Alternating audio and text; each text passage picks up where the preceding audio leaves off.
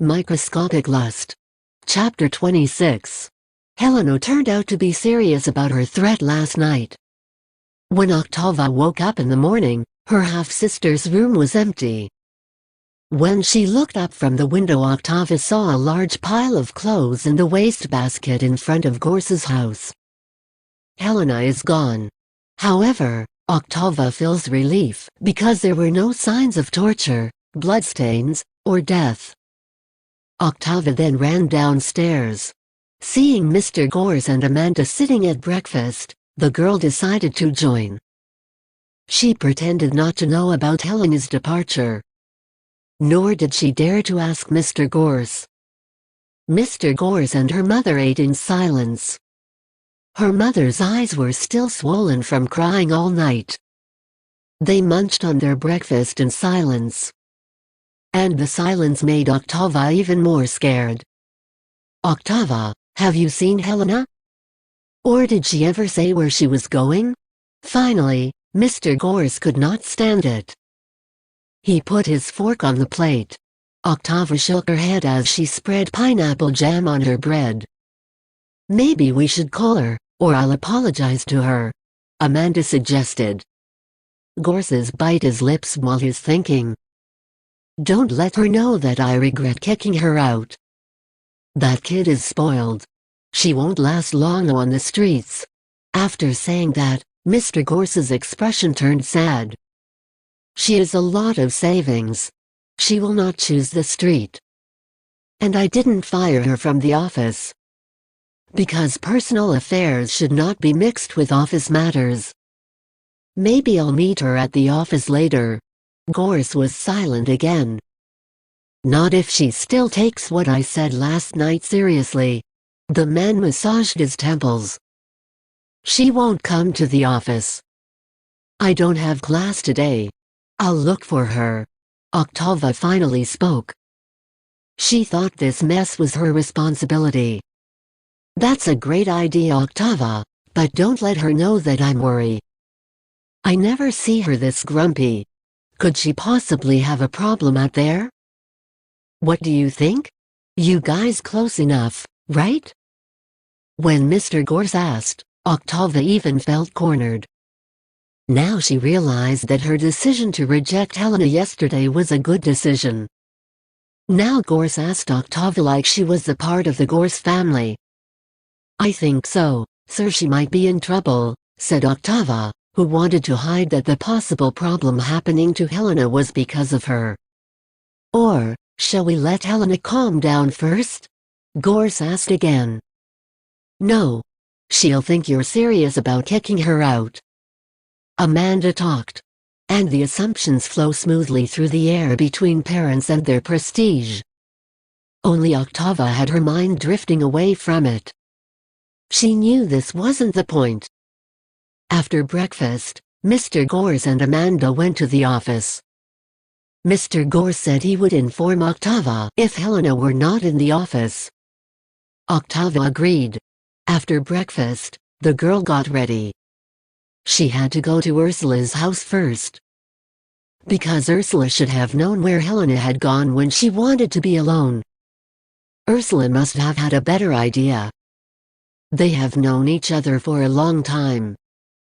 Thoughts true. Even remembering that makes Octava her mood twist.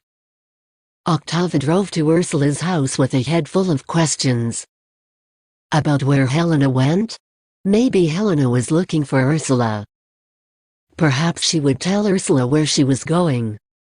Maybe Ursula knew where Helena was. And Ursula followed her then. Octava didn't want to call Helena to find out for sure. Helena definitely won't answer Octava's calls. Helena must have been better at responding to what Octava did last time, when she didn't come home for 2 days. Octava prepared for the fact that maybe Helena was sitting, drinking coffee and smoking in Ursula's house. Arriving there, Octava immediately looked for Ursula's figure. The girl went straight up to the second floor. She immediately found Ursula there, in that creepy room. Ursula was on her knees. From behind, Octava didn't see her moving. Still, Octava knew she was packing what she said belonged to Helena into a box. The room looked much emptier than the last time Octava had seen it. No wigs. No 50 Shades of Grey tools anymore. The faint strands of dreadlocks that Ursula tied above her head formed the foreground of the classified objects. Things that should have been put in boxes. But Ursula hadn't moved yet. Octava decided to call her from outside. "Ursula," she called softly. Ursula wiped her face and immediately turned her head. Octava could see emotion blur, a remnant of sadness turned into a smile. "Hey, you come early this morning. Do you miss me already?" Ursula got up and approached Octava. She smiled as if Octava was a stupid girl who couldn't possibly understand what she was hiding. Octava kissed her girlfriend on the cheek. She was confirming her guess that Ursula's cheeks were moist. Thoughts make Octava think that maybe she should become an investigator or detective after graduating from college. It was clear that Helena's departure saddened Ursula. She still loves Helena very much. But she didn't want to talk about it. Ursula is tired of the drama, even though it is always chasing them. "Helena," Octava said. "Helena left the house. Gorse wanted me to find her." "Ah, that's just her excuse. So you will look for her," said Ursula, stiffened and went back into the room. She continued her business with the boxes in her room. "No. Mr. Gorse kicked her out last night. But this morning the man wanted me to find his daughter." "Should I ask how it happened?" asked Ursula nonchalantly. "The point is, because Helena doesn't want to call my mom as her mom." Ursula turned to Octava. Then she laughed. She tried to keep her mouth shut. But she laughed louder. Then Gorse thought Helena was being rude. And Helena, Ursula couldn't hold back her laughter anymore. "Octava, it was because of your words." "What does it mean?" Octava was confused. How could this be wrong? She wasn't home at the time. "She hasn't arrived home yet. You brought up family issues to reject her and choose me. That's why Helena is angry. Ursula knows Helena." Octava's guess was not wrong. "You know who I am?" Ursula suddenly asked while pointing to herself. "Ursula, what exactly are you talking about?" asked Octava. In Octava's mind, this story will turn into a science fiction-themed story. Maybe Ursula is an alien. Maybe Ursula has superpowers. Ursula played with her dreadlocks. "Rebecca is my aunt. That's why Helena covered up our relationship." Octava froze in the shock of that news. "How could that be? But you guys never discussed it." "We never really discussed it. Not to anyone. Because Helena and I want to forget that fact." Ursula finished closing the last box. "Me and Rebecca are not just friends. We still have a sibling relationship. But that's a long way off. So far away that Helena and I might not have the same DNA anymore. But ever since my mother died, I've been close to Rebecca. So it's as if our family relationship is close. Rebecca is like a mother to me," Ursula explained as she left the room and closed the door. She invited Octava to sit with her on the second-floor terrace. Like when Ursula was still a lecturer in appreciation courses. "Helena and I consider our relationship to be unethical. But not because we are both women. That's why I stayed away from Rebecca. It calms me down." Octava's eyes flickered. She was still having difficulty digesting the story she had just heard. "Apparently, this is just my assumption, dear. At your mother's wedding, Rebecca knew about it and tried to get us to talk. But, as you know, Helen got herself into trouble." Octava stiffened her breath. "So of course, you know where Helena is now?" asked Octava. Ursula looked into Octava's dark eyes. I do not know. Really? Ursula squeezed Octava's hand. I want to make coffee. Then she got up and left Octava. Microscopic lust. Chapter 27. 5 times already, Ursula fixed each strand of her waist-length dreadlocks. Spruce it up with a small lace needle and roll it up. However, it seems that the woman is not satisfied either. She released the scroll again, then repeated each step from the beginning. She smells every strand. At the same time, she was making sure that the dreadlocks still smelled the same as the other days. She wanted to look good. She wanted to look as perfect as human standards because by now, she had already parked the car in front of Rebecca's shop. From the wheel, she saw Rebecca waiting for her. The woman opened her shop door, waved at Ursula. So, now Ursula couldn't change her mind, and ran away again. A scarf full of abstract motifs hanging around Rebecca's neck seemed to be dancing with her spirit. Ursula took a breath. Then come out of her hiding place. Rebecca smiled from afar. Once near the car, she stood in front of Ursula. I've smelled your hair from inside the shop. That's why I knew you were coming. Want some tea? Coffee, replied Ursula, hiding her clumsy attitude. She followed Rebecca from behind and entered the non-profit foundation building. I don't have coffee here, but wait a minute. Rebecca went behind the reception desk. Helena, buy me coffee. Mom, I'm busy. Helena answered in a voice that was louder than her mother's. Ursula already knew. Helena must be hiding here. She couldn't help but smile at the behavior of the 2 women in front of her. Oh, Gorse spoiled Helena so much. She disobeyed me now.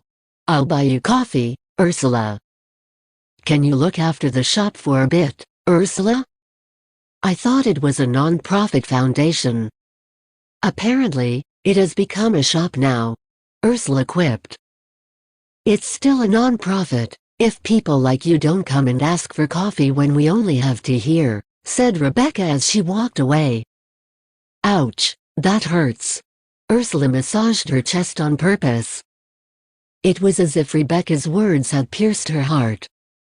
Rebecca left the shop. Good opportunity for Ursula. She immediately looked for Helena in the back room. Inside, Helena sitting by the window. She's reading a book. Next to her, there was a round ashtray with a mountain of unbranded cigarette butts. Ursula shook her head at Helena's behavior. I told you, this place isn't good for an addict, Ursula commented as she drew closer to the girl. Who told you to come here? Helena asked without looking up. I came alone, of my accord, replied Ursula. Are you going to send me home? What did Octava tell you? Octava didn't know I came here. And I'm not going to send you home. Ursula sat beside Helena. She looked at the girl's face. She never felt missed like this. I just wanted to know how you were. Stay away from me. My mother is here. Helena shifted her seat. She didn't dare to look at Ursula yet. Your mother is not here. She's going out to buy some coffee. Ursula looked at her former lover. There was longing in her eyes. Helena felt the longing warm her skin. She moved restlessly. I already knew it had to be you. It's your fault that you always sulk and go to the same place. Ursula tried to cheer her up. Where can I go? Yeah, anywhere. You have a lot of money. You are Gorse's only daughter. He already has another daughter. Helena increasingly curtly answered. Ursula chimed in, but her eyes aren't as green as yours. Helena sighed, holding back a smile. What about Octava? I'm here, and you still have time to ask about her? It was Ursula's turn to quip. She couldn't stand it anymore. She hugged Helena, although the woman was still trying to dodge. You two are just as annoying." Helena couldn't take it anymore. She finally returned Ursula's hug. Helena is really angry. She was also being restrained from being a greedy creature. When she was hugging Ursula, she suddenly wanted to hug Octava. This feeling is getting worse and worse. "Are you going to tell Octava?" Helen asked after their kiss. "If you came looking for me here?" Ursula looked at Helena. Nothing beats her feelings for Helena. Not Octava, because theirs is balanced in taste. No less or more. But Ursula knew that she better hide that feeling. She shook her head. "If you don't want to." "I won't say." Helena was comforted by Ursula's words. She smiled. Then hugged Ursula once more. Well, maybe this is the right time for their secrets to be exposed. Because Rebecca arrived just in time and barged inside, she made Ursula and Helena panic. So, they let go of the hug.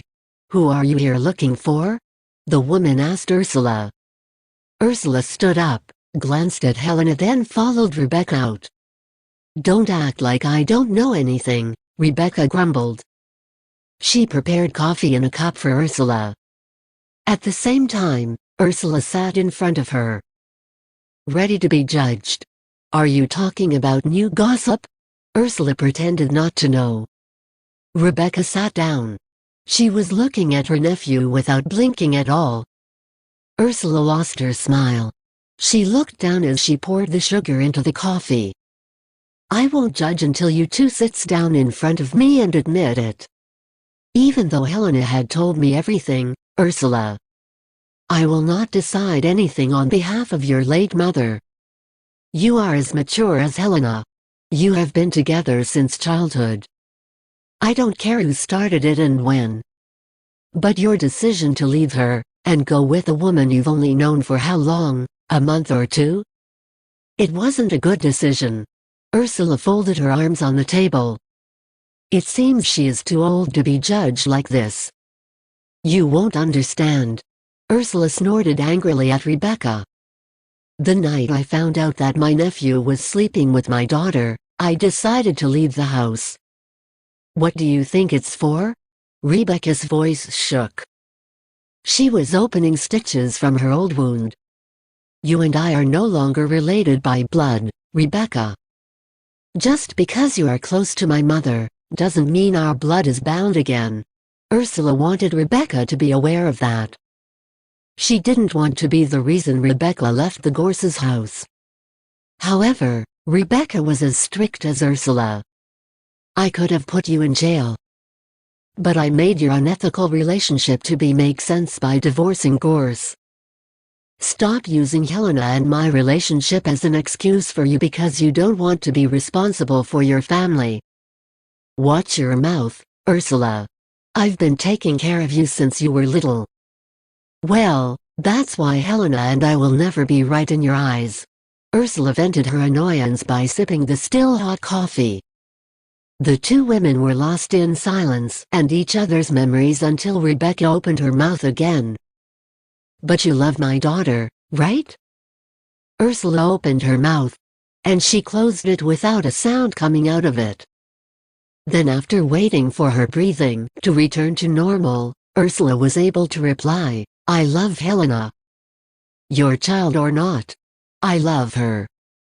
"And you love Octava too? Helena's half-sister?" "My goodness, you are amazing, Ursula. If I didn't know spirituality like I do now, I would have died from a heart attack because of you guys." Rebecca patted her forehead. She hates herself for being too open-minded. "I'm not sure if falling in love is a mischief or a mistake," Ursula argued. "Yes, but think about with whom," snapped Rebecca. "I can't force my feelings, I'm not like you," replied Ursula.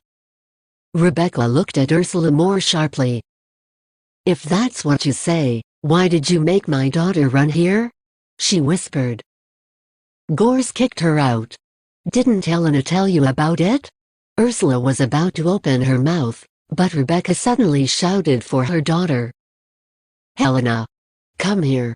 Hearing her mother's screams, Helena finally came out. She sat near Ursula. Her head hung low in shame and guilt. Rebecca forced Helena to confess. Then after that, she forced Helena to go back to Gorse's house. I don't care what you guys do out there. But when it comes to Gorse, I don't want to house you. Don't let trouble spread everywhere. Rebecca was as stubborn as Helena. But Dad told me to go, Helena argued. That's because your words are impolite. Rebecca devoured her child. Now I ask, did he take your car and your savings? Did he fire you? Helena shook her head. So, he knows that the problem is not him. Go home, Helena. You don't love me. Helena protested. It is not like that. But look at this shop, this is not a proper house. I need my privacy. Helena was silent for a long time. At the same time, Ursula enjoyed her coffee while watching. Okay, I'll go home, Helena said finally. Good, but it won't be as easy as when you came. Rebecca is just about to start.